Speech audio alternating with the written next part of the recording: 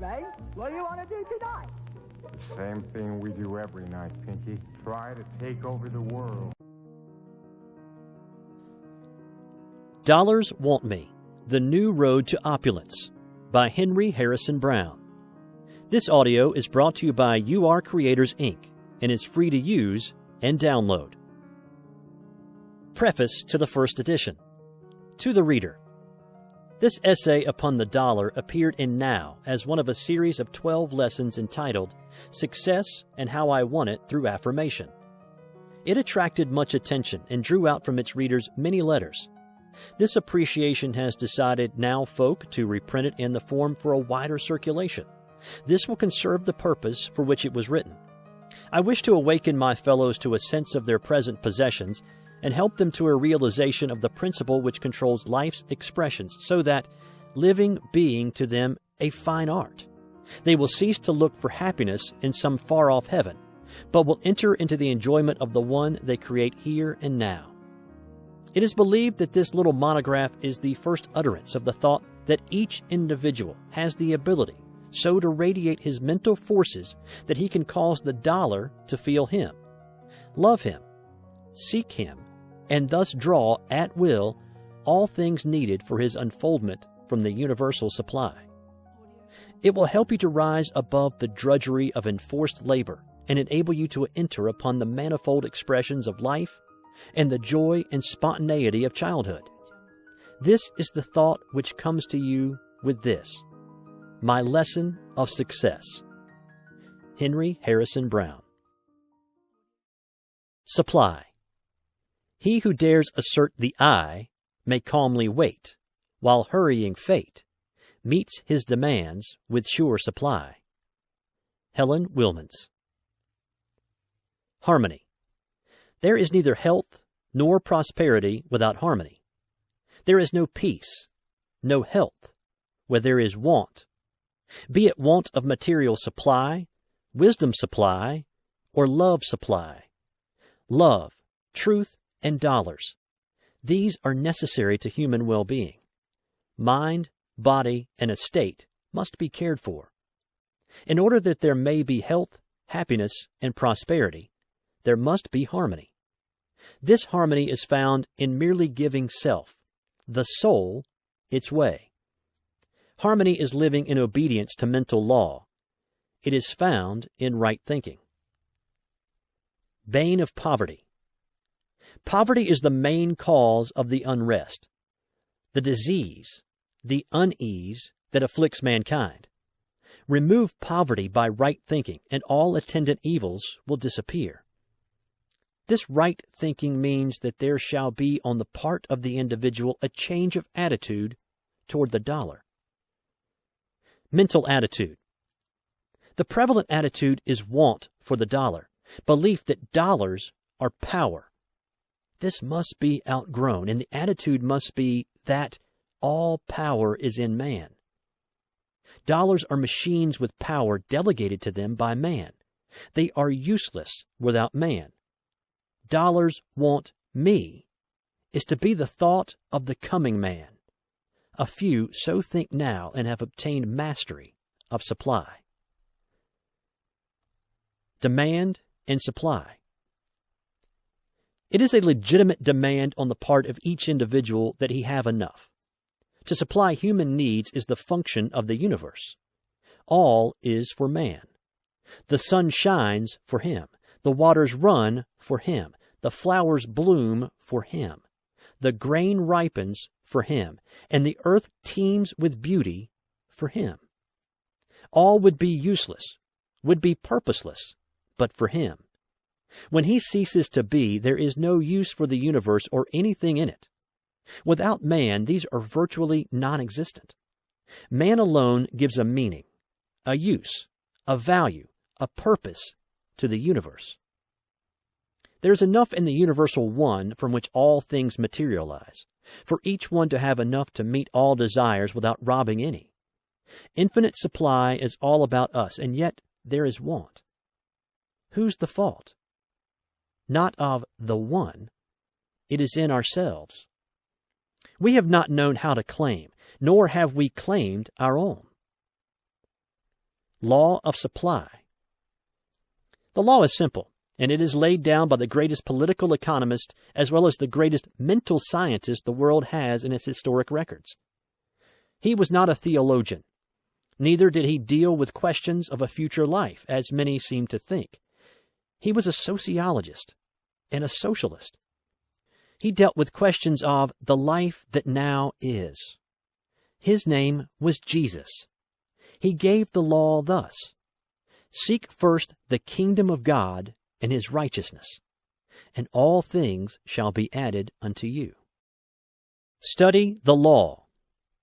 Analyze thus: kingdom of God? Where? Within you. God is spirit, he said. The kingdom of God is then in the soul. It is the ego or soul of man.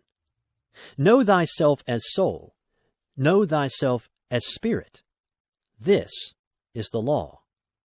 Live rightly is the meaning of his righteousness. Live in accord with your sense of right. Obey your own conscience. Then all things shall be yours. Things of whatever kind, of all kinds, are manifestations of the one substance. Things are, like yourself, manifestations of the one God. Dollars are things. Dollars are manifestations of the one God. The law is simple. Plain directions these. Live true to self. Live spiritually. Give the first place in your thought to the eternal, from which things come, and then all things will come to you at need. First? Yes, not things first, but that mental condition which controls things. Not dollars first, but that mental attitude which attracts dollars. I trust myself. That mental condition is faith in self as a manifestation of omnipotence, faith in self as a manifestation of the all-good, faith in the universe as justice, faith in the universal one as entirely good, faith in the life you are, to draw its necessary supply of things, demanded for its highest expression. Then let things come. This is all, but it is God. This is the strait gate. Few there be that enter in, but all may. Things are second. Few place things second. Dollars, position, influence, show. These in common thought come first. But these are results of power. First, become one with the power. Become the power. And these desired things will come. The ordinary process of business, the customary method of thinking, is to be reversed. Think from inward power. Think from being. Be the master. You will then be the master, and things will take their right place. Become one with God by recognizing him as king in your soul. Listen to him in the edicts of your soul. Say, as you thus become negative to the higher in you, now, God, do your work your way, and it will be done satisfactorily to me. No one can fail when he assumes this attitude of love and trust. It would be an impotent God, and therefore no God, that did not work when these conditions are made. Poverty. How cured? Poverty is a mental condition. It can be cured only by the affirmation of power to cure. I am part of the one, and in the one possess all. I possess all. Affirm this, and patiently wait for the manifestation. You have sown the thought seed now, like a rancher, waiting for the sprouting and the harvest. It can never fail you when, like him, you trust. Cure of poverty. Repeat this affirmation, no matter what the appearances, no matter if hungry, houseless, and alone. Affirm, God is my supply. My supply is infinite. Dollars want me. Trust implicitly in the inviolable law of cause and effect. You are cause. Supply is the effect that must follow your affirmation. As ye sow, so shall ye reap. In the past, you have sown poverty seeds and are now reaping the crop. You do not enjoy this harvest.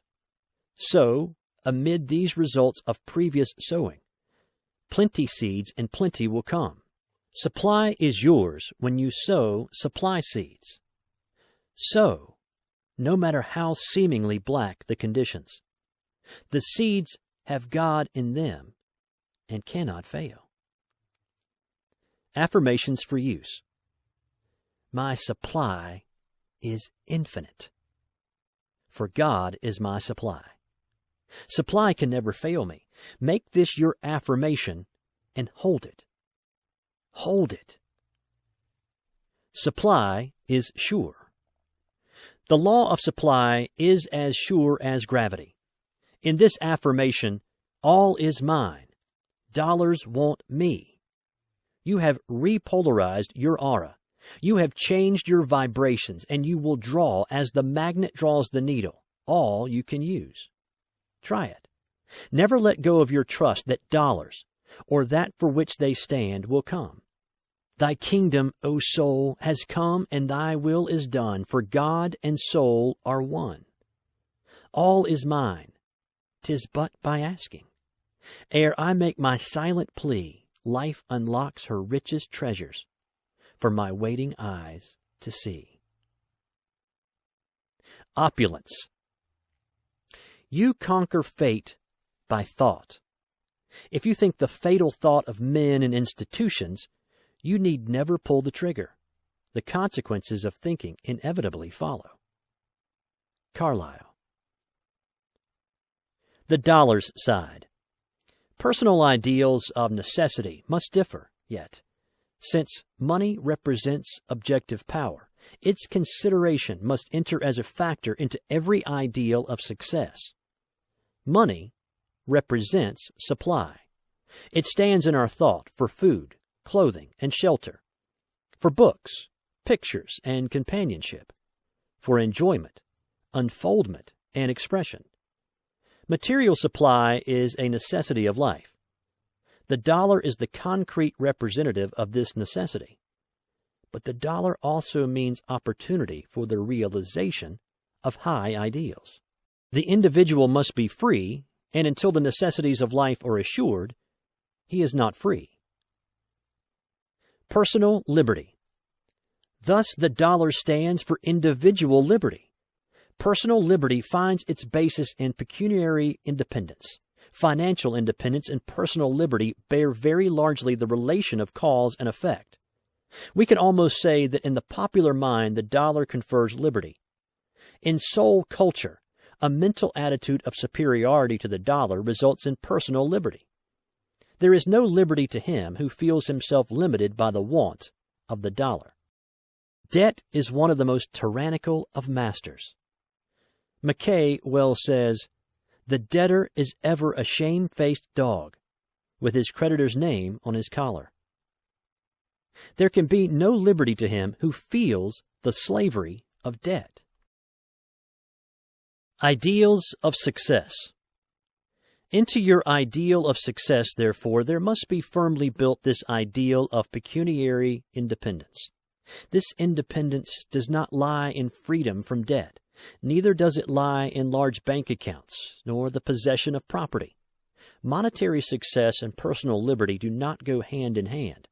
Indeed, the average man of wealth is the veriest slave, enslaved to the necessities that his monetary possessions involve, and a worse slave to his fears. What is success?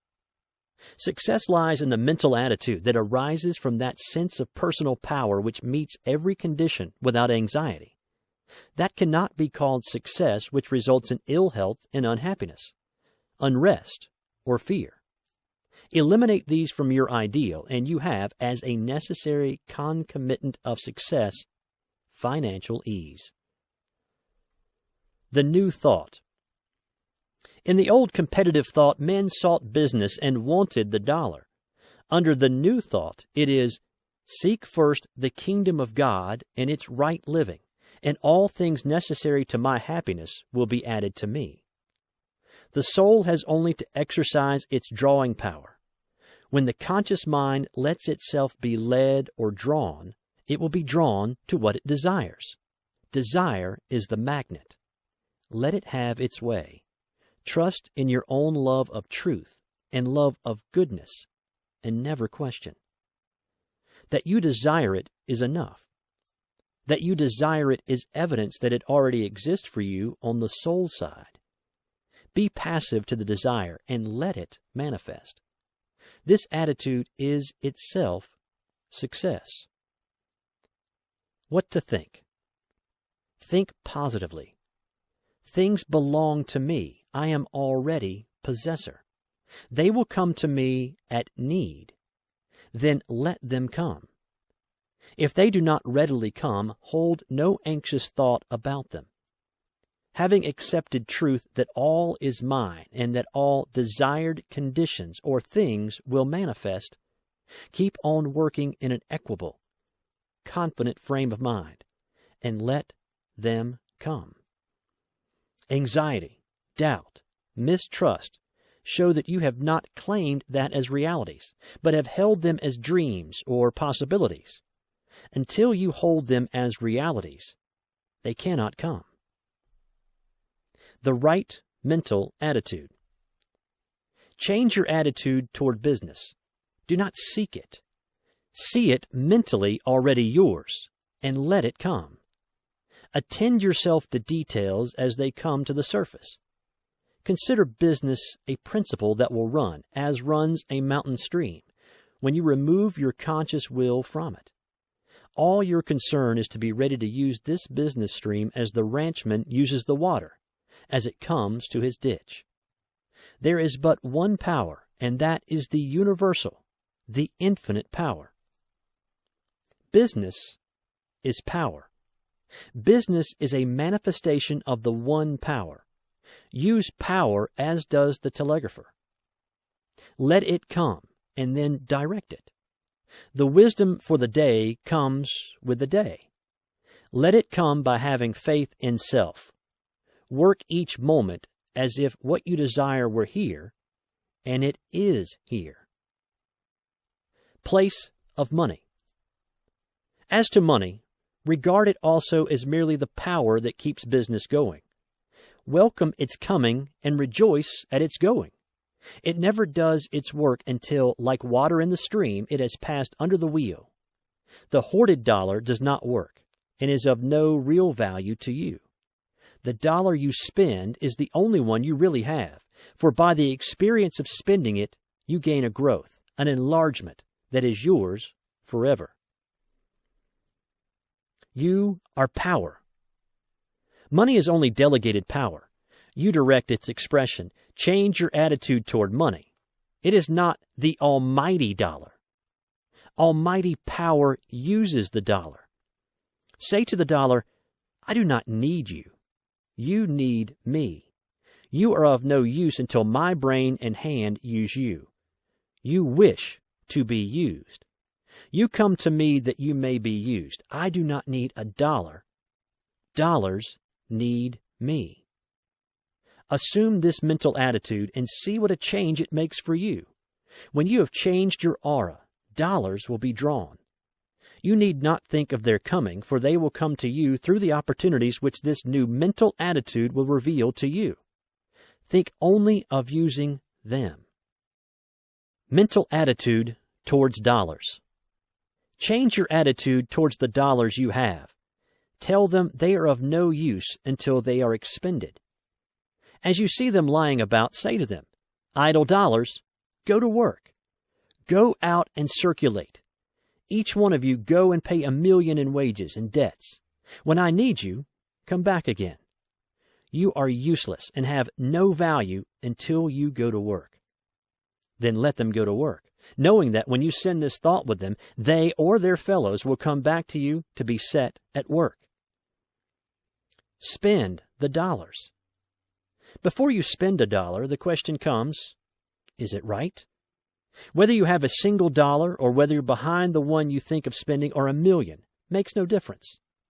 If it is right to spend the $1 in the proposed way, had you the 1 million, it is right thus to spend this, the lone one, Therefore, when you feel it is right to spend $1 for any purpose, spend it as royally as if you were a millionaire. From the Inner Life, this message was given to me years ago. Let a thought of use stand guard over your purse, and then spend freely. Amend this by affirming, a thought of the righteousness of the spending stands guard over my dollars, and I send them forth with blessing. Thoughts do the work. These dollars, like every thought of good you send out, will return to bless. You do business with thoughts only. Dollars are but materialized thoughts. Each dollar in any man's hand represents his thought in material form. Send out at all times with your dollars the thoughts you wish to return to you. For what you sow in your dollars, you reap in dollars that either do or do not come back to you. Put the thought of success, happiness, and health into every dollar that passes out, and it will return so laden. Poles of thought. Having acquired the proper mental attitude, there is something necessary for you to draw the dollar. Your magnet of desire must have 2 poles. First, you must have something which the world needs and is willing to pay for. In this respect, you must follow the law of supply and demand. You must honestly feel that you will give the dollar's worth for every dollar that you desire. Secondly, you must, in all sincerity, dedicate every dollar that comes to you to noble service. You can then feel that dollars want you, that through them you can give what you have of value to the world. Feel that dollars wish you to use them for the accomplishment of your purpose to use them justly. With this ideal, you can conscientiously invite dollars, and they will come. They need your heart, brain, and hand that they may benefit the world. What are dollars? Dollars are manifestations of the one infinite substance as you are, but, unlike you, they are not self-conscious. They have no power till you give them power. Make them feel this through your thought vibrations as you feel the importance of your work. They will then come to you to be used. They will not come, nor can you in this thought draw them to be hoarded. Use, helpfulness, and happiness must be in your thought of success. This held firmly, perseveringly as your affirmation will turn the current of dollars your way. What to think? Your thought should be, I possess that which the world wants. Dollars want me to use them in scattering that which I have to bless. Use these affirmations persistently. Dollars love me. Dollars want me. I am ready to use dollars, and they only come to me to be used. Make no limit as to the amount. Claim abundance. Claim all you can use for good, all that is needed to enable you to be useful and happy. Abundant supply be your demand. Time a factor. In all your self-culture, you are to remember that time is a necessary factor in unfoldment. It is not a measure of duration. This mistake of measuring time by the figures on a dial will never do in this culture. Time is to be measured by growth. Some may grow more while the hands count 24 hours than others in 10 times that. Take no thought of time. You have all there is. You are spirit, or mind if you prefer the word, and have all eternity. Seeds require time to germinate, grow, leaf, bud, bloom, blossom, and fruit. Each thought, each change in your ideal is a seed. It will follow nature's line of evolution. You will require time as you change your attitude. A period will be required to change your vibrations so that the dollar will feel you and learn that it wants you. This period will vary according to your power of concentration and your fidelity to your ideal as couched in the affirmation, dollars want me. The thought field is first to be cleared of the weeds of the old thought sowing, and the seeds of the new must germinate and bear fruit in the garden of supply. Forget the past. Pay no attention to the old conditions. Keep at your affirmation, knowing that it is the gate to the reservoir, and every irrigating ditch will fill as soon as water can come down from the reservoir to it. I want. The echo, I want dollars, must become still before the real sound of dollars want me can vibrate in your aura. Know as the merchant knows that he has that which the people want, that you have that which dollars want. In your thought, in your hand, in your life, advertise your purpose to the dollar. Tell it that it wants all these, that without you, it has no power, that without you, it can do nothing. Tell it that all that it wants, you have, that it will come to you that it may accomplish its mission. Then, like a patient merchant, wait for your customers. Dollars will soon flock, as do customers to a bargain counter. The want column has attracted them. Use here only the same common sense, perseverance, and patience the successful businessman uses, and dollars will find their wants supplied in you, and you will find supply. Fundamental considerations. Consciousness of want. God hid the whole world in thy heart, says Emerson. This fact man has been long in perceiving. From caveman to 20th century millionaire, the propelling force has been a consciousness of lack. I want food, said primitive man. This drove him to activity and led to his unfoldment, for it awakened in him a consciousness of his ability to supply that want. It led him to recognize the fact that food already existed. He did not, however, reach our higher viewpoint. Neither has the 20th century millionaire reached it, for he still shares that primeval ignorance and says, I want dollars. This little book is a call to him to leave that primeval attitude and come up onto this higher plane, where he will hear the world's work calling to him, I want you. Necessity, the spur of unfoldment. In the development of man, necessity has been a big incentive. Necessity has driven the wheels of progress. Animals also feel the spur of necessity, but there is in man a plus, the imagination, a psychic quality, which has been a stronger factor in his development than has been animal necessity. This power of imagination differentiates him from the animal, lifts him above the animal plane, and makes him man. The ideal. It was imagination that led the caveman to paint his face and to carve pictures on bones. The ideal, the haunting dream of the better floating before him, has lured him on to thought and action. From the animal matrix, the power of the ideal drew forth the human. Necessity drives. The ideal draws. As the ideal develops, so does its power to draw develop. When man, in his unfoldment, shall have left the animal entirely behind, he will know no necessity, but will in all ways live from the ideal. Then there will be neither necessity nor want. Brutes want. Man has. Human possibility. The human soul possesses potentially all possible power. Like heat and coal, this power in man waits for expression. Power in coal or steam waits for opportunity for expression. But man makes his opportunity. Power needs man. As fast as man learns that the power in coal, electricity, or radium waits for him to use it, he puts them to use and learns that from all eternity they have waited for the thought necessary to direct them in work for him. All things await man's thought. All progress is but a change of mental attitude toward conditions that exist. A weed is a plant man does not know the use of, says Emerson. So the condition, whatever it be, that is today untoward, when man knows how to use it, will be found favorable.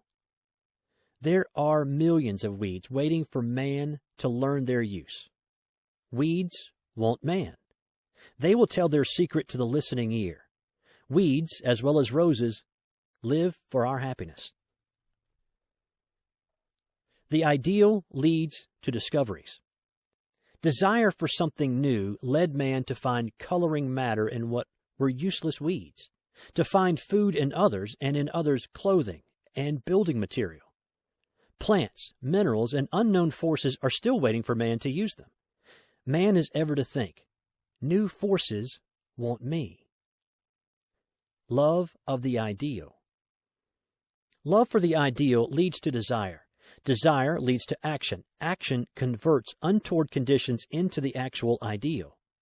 In the old thought, man was controlled by want. He was ignorant of his place and power in nature. In this thought of want, he labored. Ave, even in his religious life, he wrought in the want of heaven. But the fact is, heaven holds out rewards for man because it wants him. Want is lack of manhood. Want is born from the non-intelligence of the brute, which man has not yet outgrown. The individual, conscious of his power, does not want.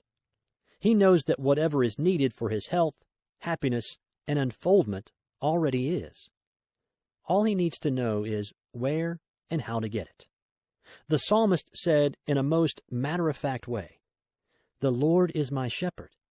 I shall not want." Why? Because the power that called him into being prepared conditions for him before he came. Jesus saw the same truth in the realization that he was an integral portion of the universe. He said, "I and my Father are one. All things that the Father hath are mine." And he had learned how to get them. He could not lack. He knew his power.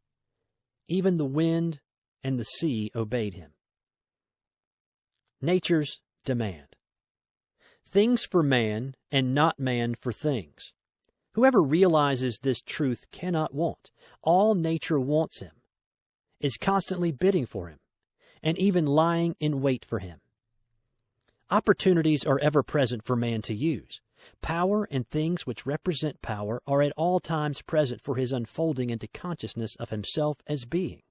As a child of infinite wisdom, the constant enlargement of this consciousness causes a constant change of mental attitude, so that man learns to use opportunities and conditions instead of being used by them.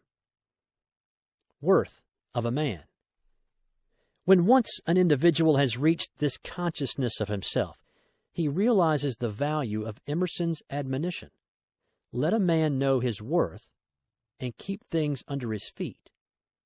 Let him not peep or steal or skulk up and down like a charity boy, a bastard, or an interloper in the world which exists for him. He will know that all that is for the unfolding into consciousness of the embryo, God, which he is. Following the ideal. He will follow in love his ideal, and there will constantly open fields of activity that want him. There will constantly be more power asking him to harness it. In radium, he is finding now only the promise of future knowledge, of vaster use. Power is an atmosphere that cannot be limited or lessened. In consciousness of himself as power to use power, man will not seek to possess things, but will learn to use things. Thus will the law be fulfilled. Seek first the kingdom. Then will things be added. No life waste. This truth perceived, man will not waste life in hoarding and clinging to things. Each day he will use, in love, everything that is his to use, and thus will develop his power to draw other things that want him to use them. He will gradually unfold the ability to see and improve the incessant opportunities that force themselves upon him. He will come to know that nature wants his thought, and love to help her express her latent forces, which are merely waiting for the hand of man to loose for his use. Nothing has value save that which adds to man's health, happiness, or usefulness. Says James Freeman Clarke, nature writes upon all her works, service to man. Inventions. The power of the inventions of Watt, Stevenson, Edison and Langley to revolutionize civilization is small compared with the transforming power flowing through the mental attitude expressed in the thought, things want me. Dollars want me. Nature wants me. God wants me. Power of truth. Every new perception of truth causes changes in every line of thought and endeavor. Not an avenue of human expression, but was changed by Copernicus and by Darwin, Wallace, and Spencer. The truth that a tan is wanted will work a greater advancement in spiritual welfare than these perceptions of scientist and philosopher have wrought in material and intellectual good. Universal principle. The principle is universal. Man must entirely reverse his attitude toward nature, himself, and things. He must recognize that, as the crowning expression of infinite power, he is to accept his place as the ruler, and he is to exercise dominion over all things. He must affirm, the world exists for me. It is for my use. It has no other use than to minister to me. Without me, there is no purpose, no ultimate in nature. Social change. There can never be a happy and equitable condition in society until the present attitude of want is changed. Whenever the race shall affirm, things want me, then the millennium will be near. Man will then see that he is infinite in his possibilities, that time and things are simply the means by which he comes into consciousness of his own divinity and immortality. That change comes to each individual when he learns to affirm in truth, I possess, in place of, as he now says, I want. Dollars want me, in place of, I want dollars. Great is this change. This change is so great that when proposed to the average man, he no more sees the principle and its import than would the boy by Franklin's side have understood him, had Franklin said that the lightning which he was drawing from the sky would run streetcars and drive automobiles and airplanes. Dollars want me will work a no less marvelous change in the world's social life. Criticism. I am aware that the principles of this little book are an easy mark for the humorous or satirical pen of the superficial critic. Plain as my point of view is, the blind critic can easily miss it, and the point of view is all important. The position of the book. I affirm the infinite possibilities of the human soul. I have faith in man as power to overcome all limitations and to realize that he is able, through expressing his divinity, to have dominion over all nature. He will have this as fast as he learns his power. I affirm that there is but one power, one mind. All phenomena are but a manifestation of that one. The self-conscious manifestation of that mind, man, because he is self-conscious, has power to command obedience from all that is not self-conscious, to command all that is not himself.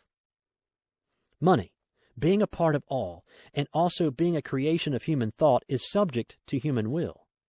All this my critic may not accept, and consequently he will look from the old thought point of view. Having no thought in common, he cannot agree with me. Work and practice. Do you wish to know the truth of these principles? Practice them and await results. The final test is always, by their fruits ye shall know them. Practice is necessary. No ideal can be reached without great effort. Your desire must be accompanied by earnest work. Indolence will never draw. The magnet works, or it would not draw the needle. Thought is work. Concentration and will and effort are necessary. Plan and stick. Accept the principle, and then, as the architect plans and concentrates on his work till his house rises complete, for otherwise it would be a medley, so one must build an ideal of opulence and stick to it, no matter what comes, until he actualizes his ideal in the objective. It is no easy task to develop the faith that moves dollars, but it is easier than to endure the poverty. Let one be as persistent in thinking and declaring, I am rich, as he has been in declaring, I am poor. let him with equal persistency say, I have dollars, as he has been saying, I want dollars. I will promise him that he will grow into that mental attitude of perception that will see and take advantage of opportunities to earn the dollars that lie all about him now unperceived. No man can do his best under the thought of poverty, under the thought of want. Knowing his ability, the workman does his best.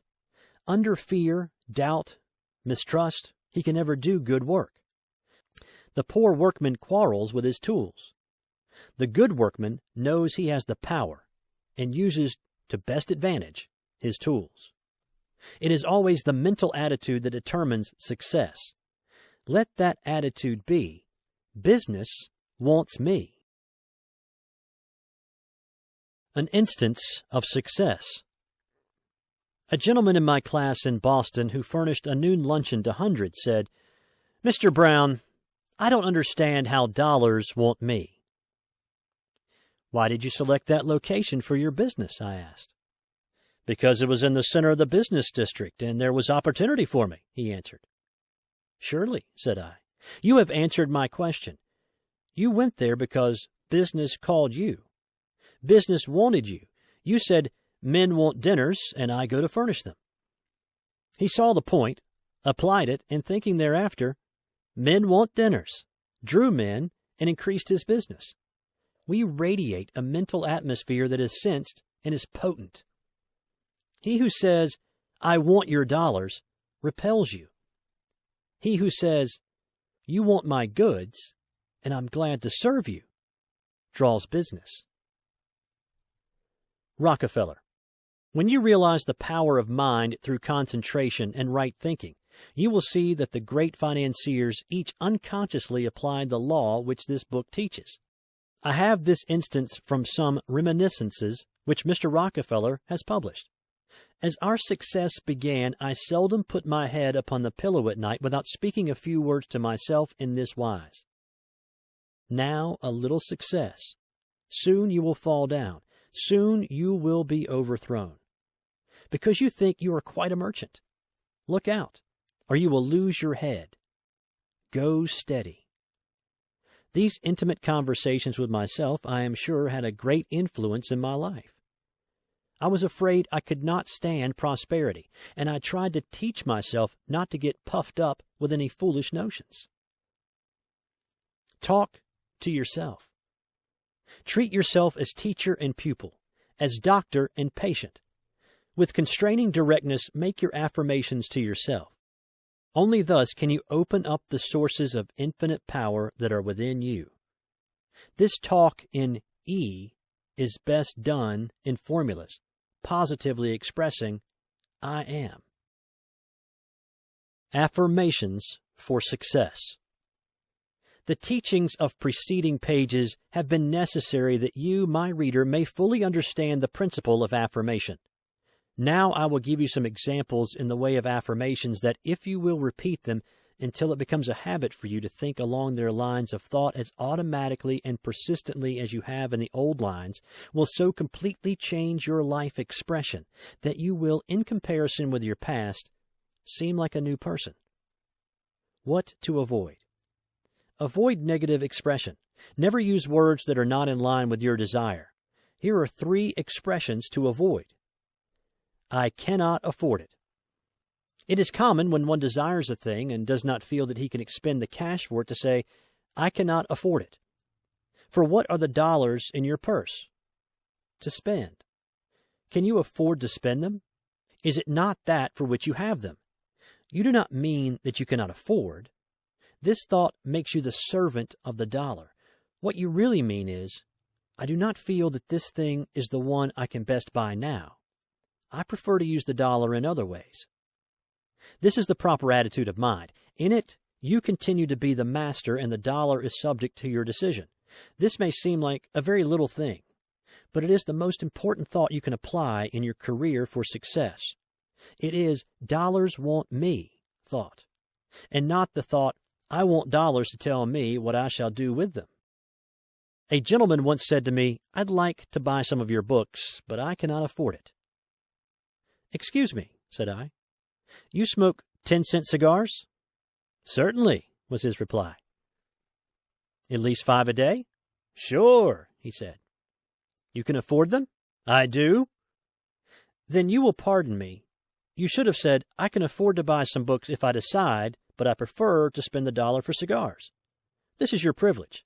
Exercise your personal liberty and be master of your pocketbook and say, I spend the dollar as I desire.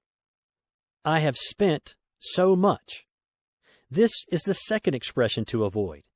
Have you spent or exchanged that which represented value for something of value which it stood for? You bought a suit of clothes. $20 exchanged for clothes. In taking an account of stock, you only changed $20 from cash to assets. Your account balance is the same. Investment. Another way to look at money expended is as an investment. $50 invested in mining stock, and you look for dividends. So invest every dollar that passes out of your hands. It is an investment in education, in health, in experience. Feel thus toward the dollars as they go, and then your mental attitude will be so clear that you will see opportunities for other investments that will bring sure dividends. Regret, sorrow, fears, remorse, and all such attitudes of mind so cloud the judgment that other effects similar to those regretted will follow. Happy, peaceful, contented, trustful, self-respectful mental states keep the reason, conscience, and judgment clear, and proper investments will be made under them. Always see a dividend coming in from every dollar that goes from your purse. The greatest of all dividends is experience, for it is ever afterward a mental asset that increases the value of every decision.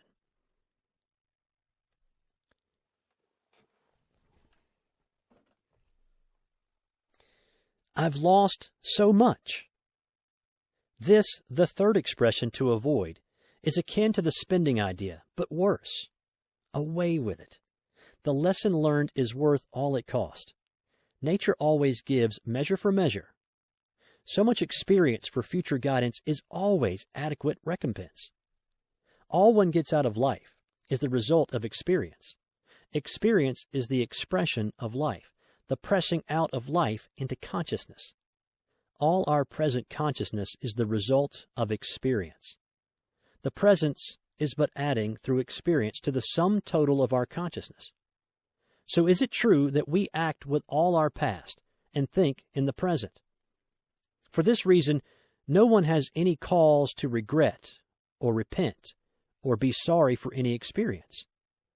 One is today in consciousness all that he has expressed of the infinite possibilities of the soul. Let him say, I have always expressed as my reason, my desire, and my will have determined. I have learned by experience what expression brings happiness and what misery. According to my power to choose, to decide, and to persist, have I used the experience. Because of my use of dollars, I learn how to use them if I am wise. If I do not learn, then the want which I allow myself to feel for the dollar will be the cause of more suffering. Once one has mastered that want by realizing the principles set down in this book, he will feel no sorrow over lost dollars, for he will know that the dollar spent, or the dollar others call lost, is his as experience forever. Financial freedom. Financial freedom is the real desire which actuates men in their labors for the dollar. That freedom will never come as long as one puts in the dollar any power to add to or to detract from his happiness.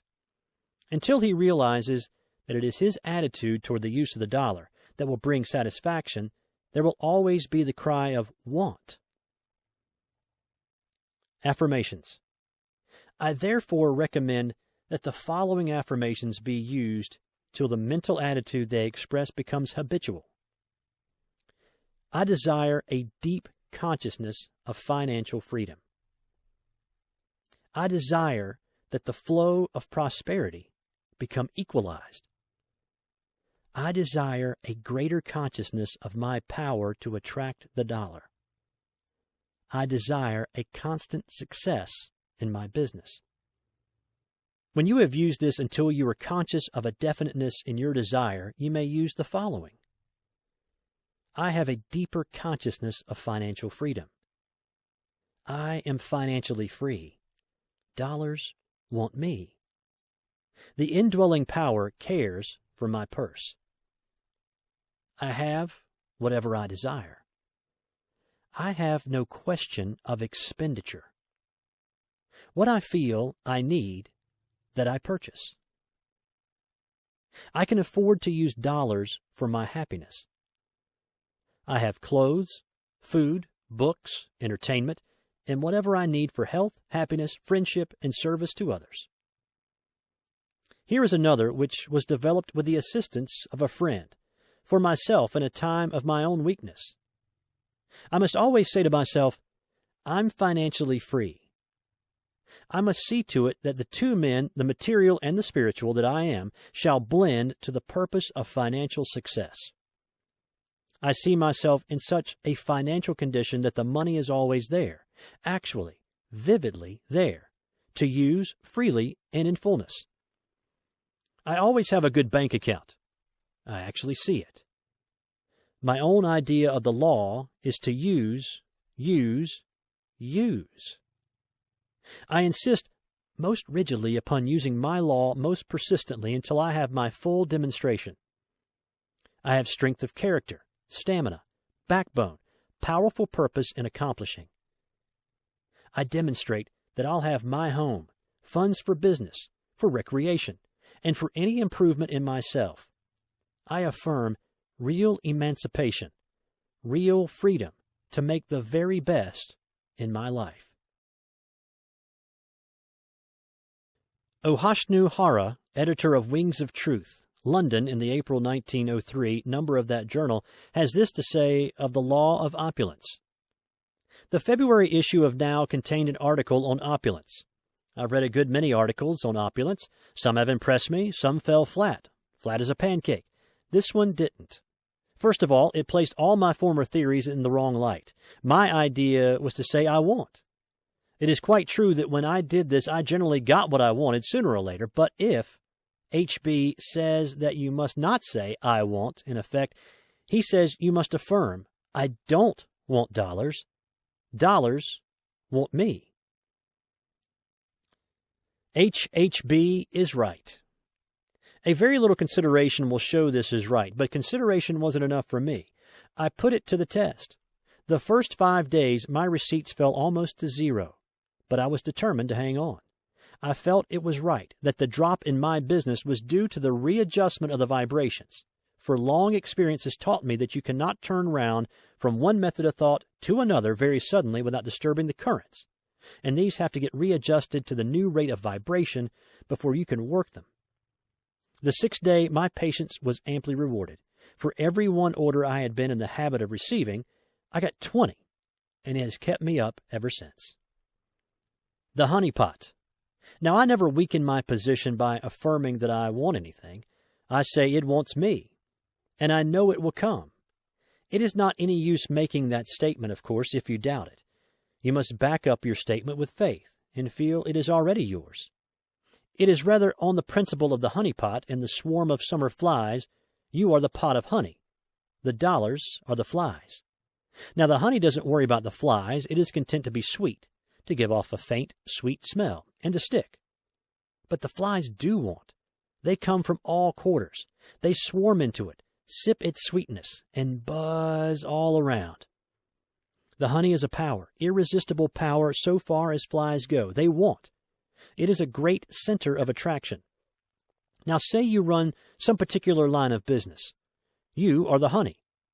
In the world, there are many people who want what you have to give them, who will gladly pay cash for it, who cannot help being attracted to your honey as the flies might be.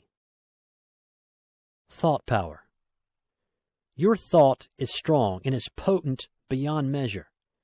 But when you assume the wanting attitude, although you do most certainly attract, it is nothing like the powerful attraction formed by your quiet, confident attitude of absolute conviction that the thing wants you. The attitude of desire is strong, but the attitude of certainty, of possession, which this new thought makes possible, is wonderful, and a veritable tower of strength. It has made things possible to me that were quite out of the question before.